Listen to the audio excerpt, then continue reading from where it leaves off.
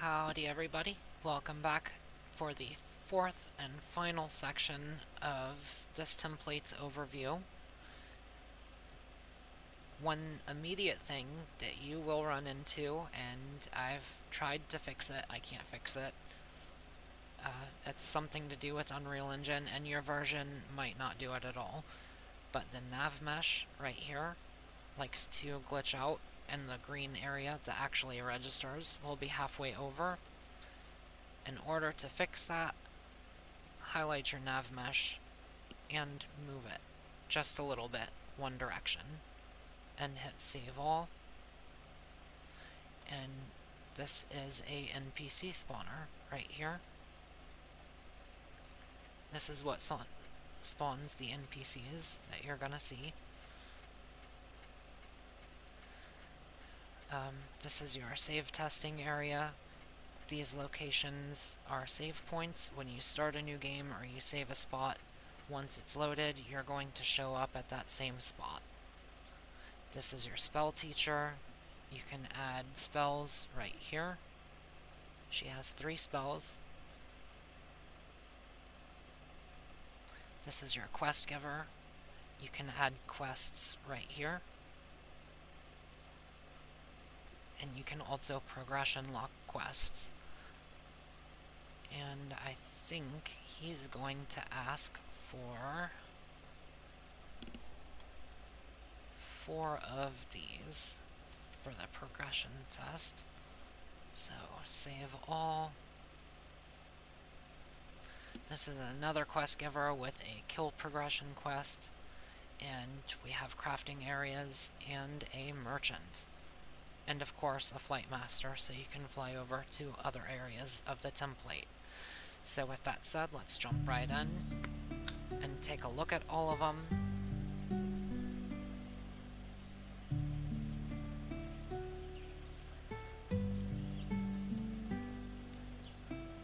This is our spell teacher. I'm going to go ahead and learn all of our spells. Spells cost money. Money can be located right under your player level. To open your spellbook and access these spells, on your thumb, your mouse might be different, but on mine it's on the thumb, it's page down, and you can highlight a spell and use the same button to close your spellbook. And now I can cast Fireball with page up button on my thumb.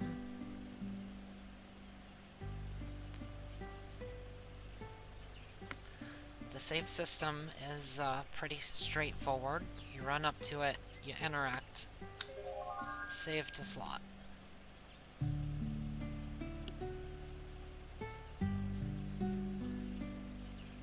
And it looks like these are all already saved in order. So if you hit M on your keyboard, we have our inventory, we have our quest log, and we have our status.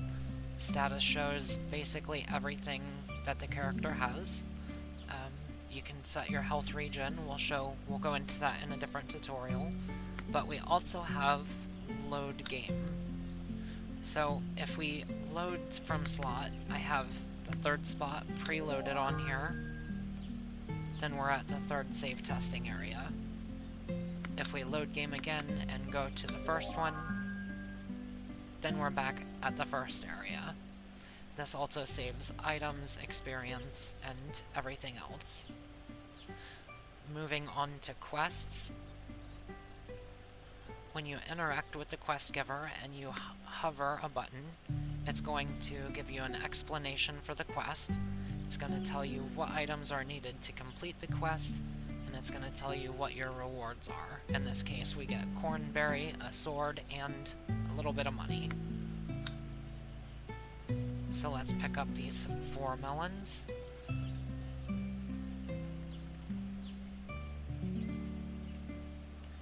And complete the quest. For the progression quest test, we need 4 berries. We have 5. And just that simple.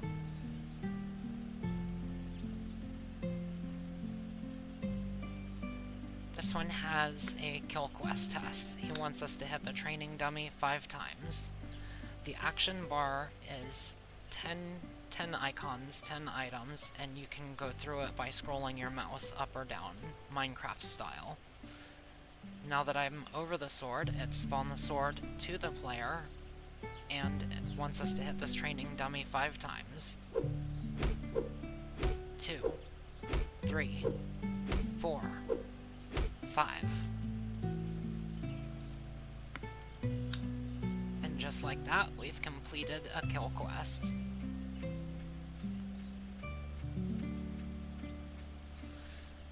So the crafting section is,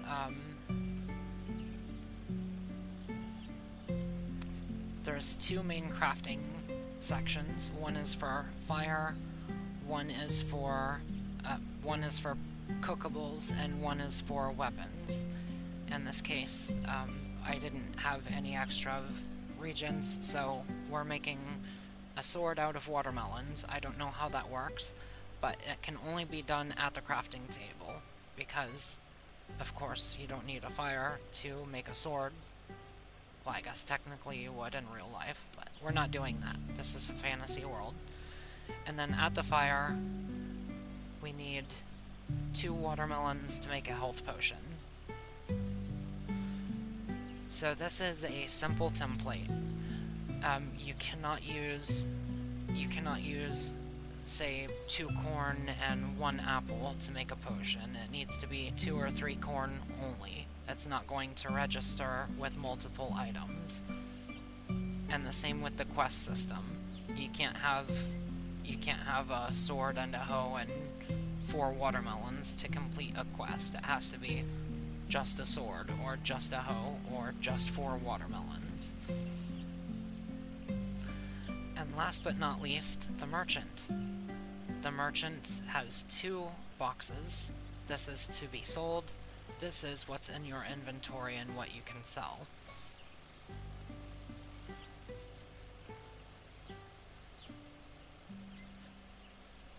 So let's buy 4 watermelons, because that's what we needed to make a sword. Go to the respected crafting station.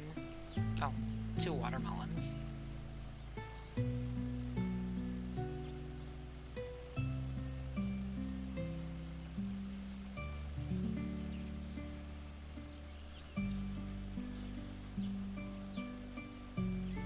Am I seeing things? Did that just say 2 watermelons?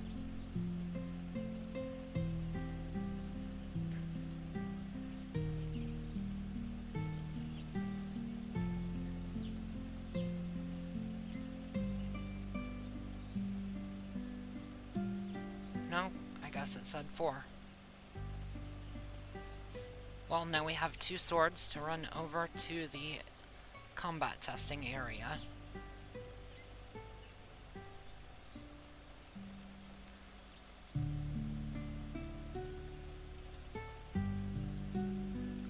Now we have 3 swords. And it looks like everything is spawned. So these NPCs are pretty basic. They will chase the player, they do damage, and when you run outside of the spawner, they stop chasing you and go back to what they were doing.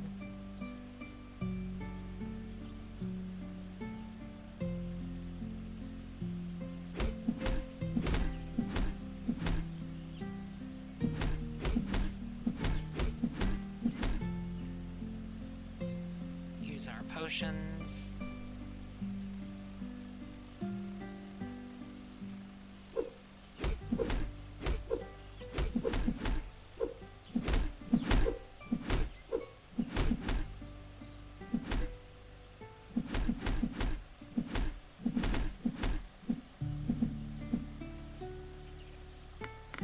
Here's your last widget for retry or quit. Retry will take you back to the main menu where you can load a game, where that same thing is tied in. The same save system is tied in. Oh my goodness, 10 minutes. Let's start going into depth on some of these things. So, let's go to our RPG kit, to the save system. The save system is going to be right here.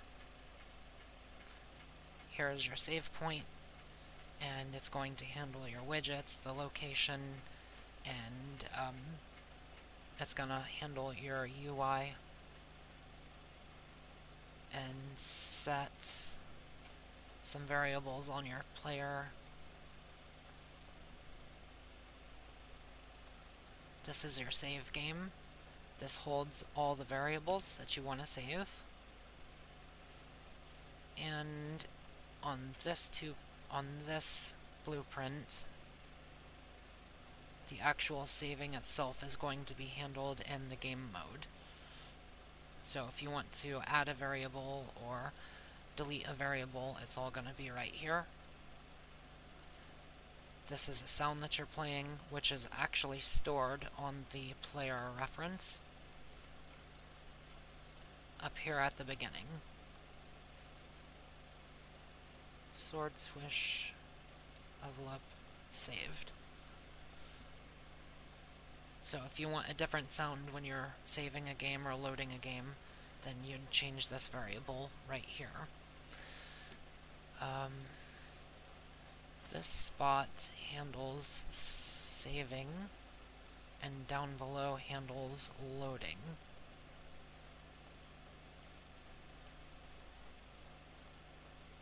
I might have that backwards.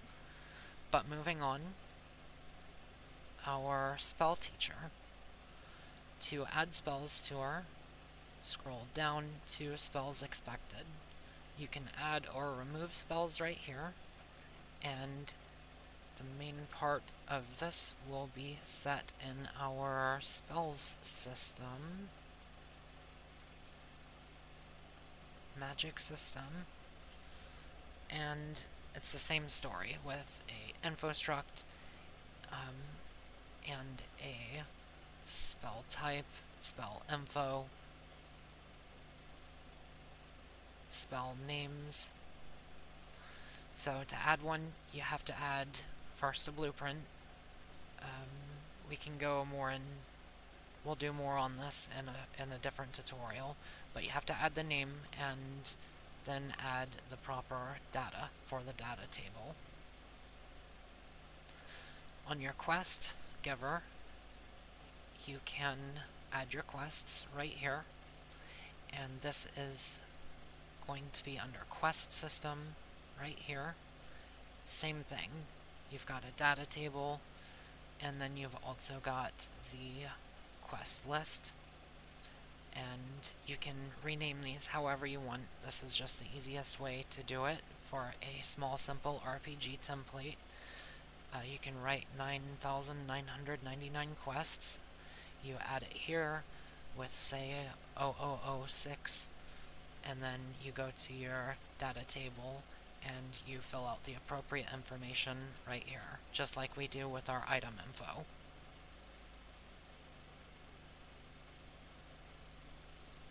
Close some of those out, and moving forward, our crafting system is tied into our data table for regular items. So this is going to be under crafting system.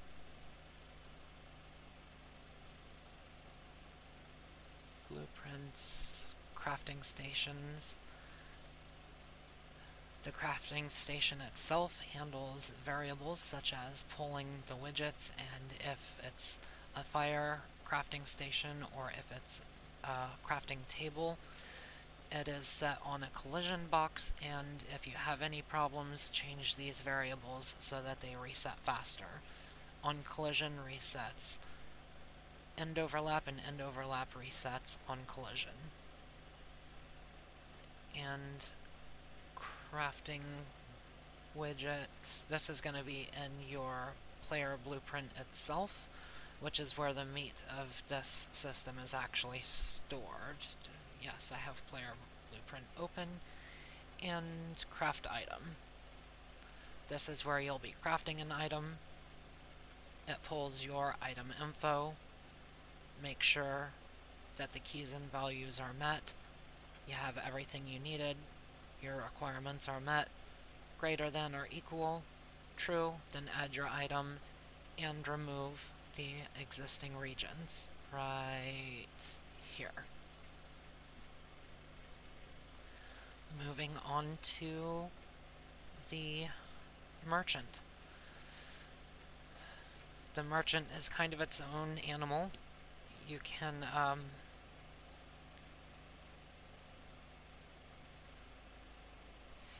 add items right here on the bottom right, inventory expected, and this is going to be in your merchant's right here. And this is also going to store like what's expected on the widgets and the boxes, what's setting game mode, and it's pulling the widget to the player and a couple other things. And so let's look at the widget where actually all the code is stored. Go into your kit, down to widgets, and this is going to be under merchant widgets. This is your shopkeeper widget, and these are the two screens that you saw. This is building the shop, what the shop has, and this is building what's in the player inventory. So there's two icons, one for buying and one for selling.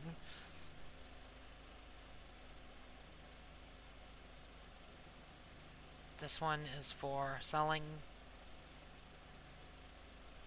Well, they're already named, but this overview is going on kinda long, so another thing I wanted to look at before the 20 minutes is up is the quest giver itself. Under quest giver widgets, in your widgets, under quest giver widgets, quest icon is going to be the main part of the code for completing and doing quests and stuff. You're setting your button style right here. You're checking for details on hovered and casting it to the screen. It's determining kill, collect, find, which needs to be expanded on, which will be coming in an update. And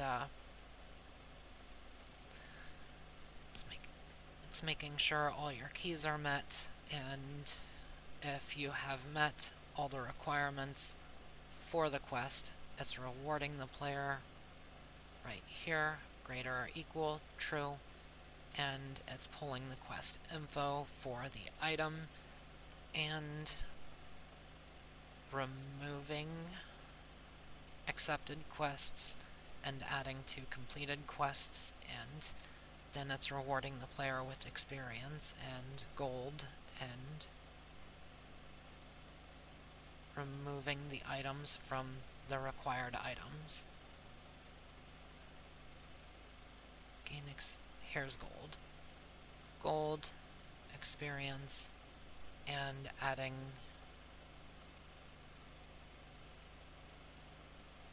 well, that's good enough for now. The add item. Sorry, we have to go through this. There's the add item, and it's adding from the item data from the loop body.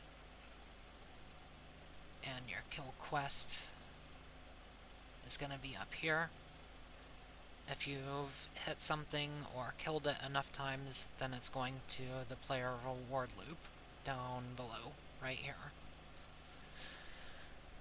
Alrighty, that was a lot to cover in 20 minutes, and I can't wait to get more into this. This is great, and I hope to see you guys in the next one. I don't know where we're going to start off with. Probably building a land. Close all of these. Since this is a simple RPG template, it does not really support extra levels. The save system doesn't support saving on different levels, so I think we'll start off with building the ground, and then we'll update the player. Sounds good. Alright, I'll hopefully see y'all in the next one. Bye.